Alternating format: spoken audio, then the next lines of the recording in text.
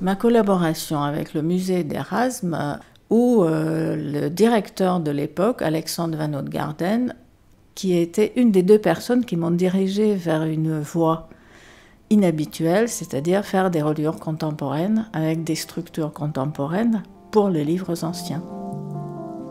Depuis cette date-là, j'ai eu régulièrement des commandes du musée d'Erasme, parce que même après le départ d'Alexandre Van Houtgaarden, la bibliothécaire Sophie Cornet a aussi considéré que c'était une bonne chose de faire relier par moi des ouvrages abîmés ou sans reliure.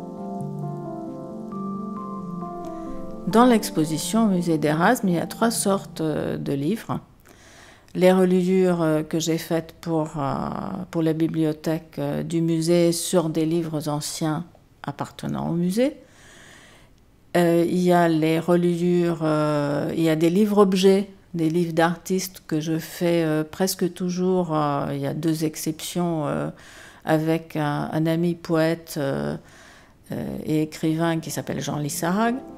Et il y a des reliures suspendues. Très tôt, il y avait 2 sortes de reliures très distinctes. C'était les reliures souples en parchemin qui s'ouvraient bien et qui étaient pour les étudiants et pour les profs d'université, c'est-à-dire ceux qui lisaient.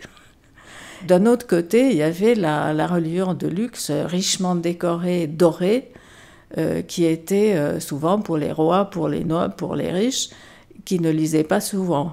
Donc, il y avait de tout. Il y a l'utile et il y a aussi l'esthétique poussée à l'extrême.